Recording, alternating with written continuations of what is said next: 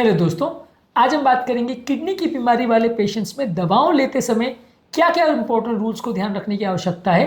Kidney की बीमारी वाले पेशेंट्स में दवाओं के इफेक्ट साइड इफेक्ट्स होने का चांस ज़्यादा होता है। इनको दवाएं भी बहुत सारी चल रही होती है, तो ऐसे लोगों में क्या इंपॉर्टेंट रूल्स रेगुलेशंस का ध्यान रखने की आवश्यकता है, क्या क्या इंपॉर्टेंट बातें परेशान कर सकते हैं इस तरह के लोगों को, आज उस पर बात करेंगे।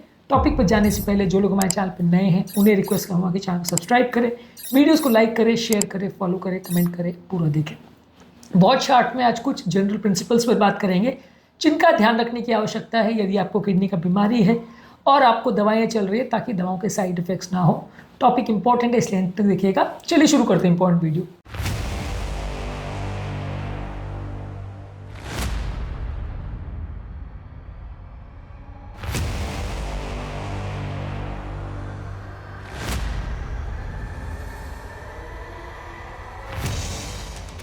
सबसे पहला, अगर किडनी का फंक्शन है तो काफ़ी दवाइयाँ ऐसी होती है जिसको डोज एडजस्टमेंट की आवश्यकता है।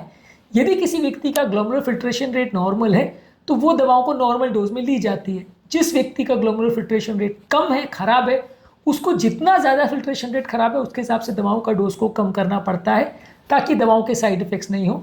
तो इसलिए ग्लोमेरुलर फिल्ट्रेशन रेट को ध्यान रखने की आवश्यकता है। खासकर अगर जो दवा आप दे रहे हो वो यदि किडनी के द्वारा ही शरीर से बाहर निकलती है तो वैसे पेशेंट में आपको ध्यान रखने की आवश्यकता है कि रीनल क्लियरेंस वाले मेडिसिन को आपको जितना किडनी फंक्शन काम कर रहा है उसके हिसाब से लेना है।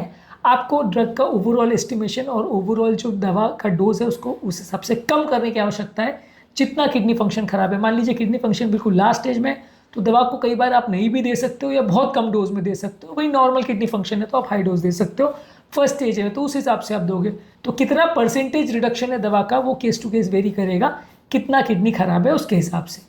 इसके अलावा कोई भी ऐसी दवा, खासकर पेन किलर्स, कुछ एंटीबायोटिक्स या एमिनोग्लाइक्स है जो कि किडनी के फंक्शन को कॉम्प्रोमाइज़ कर सकते हैं, वैसी दवाओं को अवॉइड करिए। ये दवा किडनी पेशेंट्स के लिए अच्छी नहीं है, तो ये दवाओं को अवॉइड करिए। अगर रूटीन पेशेंट में दवाओं को लेते हैं तो किडनी फेलियर का चांस थोड़ा होता है, पर जब किडनी ऑलरेडी थोड़ी पार्शियली फेल्ड है और वैसे में आप ये दवाओं को लेते हो तो किडनी फेलियर का चांस कई गुना बढ़ जाता है, क्योंकि दवा के इकट्ठे होने का, अक्यूमुलेशन होने का, टॉक्सिसिटी करने का चांस बढ़ जाता है। तो किडनी अगर ऑलरेडी कॉम्प्रोमाइज्ड है तो ये दवाओं को और ज़्यादा ध्यानपूर्वक लेना पड़ेगा। इसके अलावा ऐसी कोई भी दवा मत लीजिए जिसका बॉडी में अक्यूमुलेशन होने का चांस है। कई दवा अगर आप नॉर्मल डोज में लेते हो तो बॉडी में एक्सक्रीट नहीं होती, तो कई बार वो बॉडी में ज़्यादा इकट्ठा हो जाती है, जिसकी वजह से किडनी टॉक्सिसिटी हो जाती है, बॉडी के लिए टॉक्सिसिटी हो जाती है। तो दवा के शरीर में बहुत ज़्यादा इकट्ठा होने का चांस है, ओवर एक्शन करने का चांस है, क्योंकि कई दवाएं जो किडनी द्वारा निकलती है वो शरीर में रह जाती हैं जब किडनी फेलियर होती है। जितना ज़्यादा किडनी फेलियर होगा उतना दवा का एक्सक्रीशन नहीं होगा, जिससे कि ब्लड प्रेशर और ज़्यादा ड्रॉप हो सकता है, कंडीशन और ज़्यादा बिगड़ सकती है। इसके अलावा कई दवाएं हैं जो आपकी इलेक्ट्रोलाइट्स को चेंज करती हैं, जैसे एसी इनहिबिटर्स, एआरबी या रास इनहिबिटर ग्रुप ऑफ मेडिसिन।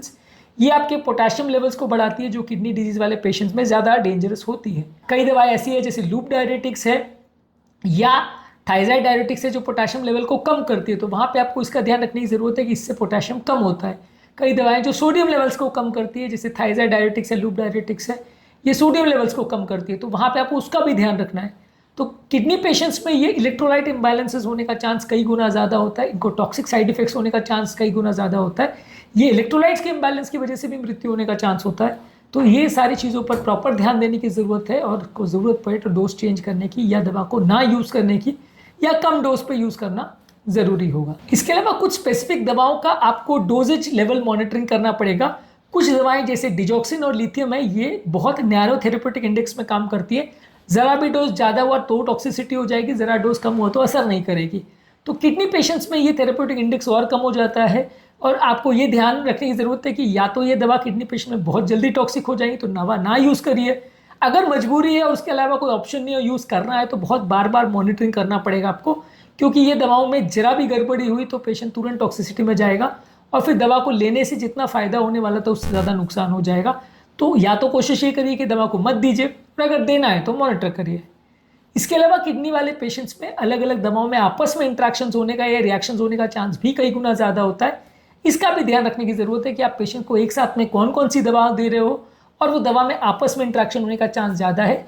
वैसे तो हर पेशेंट में इंट्रैक्शन का ध्यान रखना चाहिए, लेकिन किडनी पेशेंट में और ज़्यादा ज़रूरी होता है, क्योंकि कोई भी दवा सडनली बहुत टॉक्सिक लेवल्स पे पहुंच सकती है और बॉडी को बहुत नुकसान पहुंचा सकती है, जिससे पेशेंट को परमानेंट नुकसान भी हो सकता है यदि इन बातों का ध्यान ना दिया जाए तो।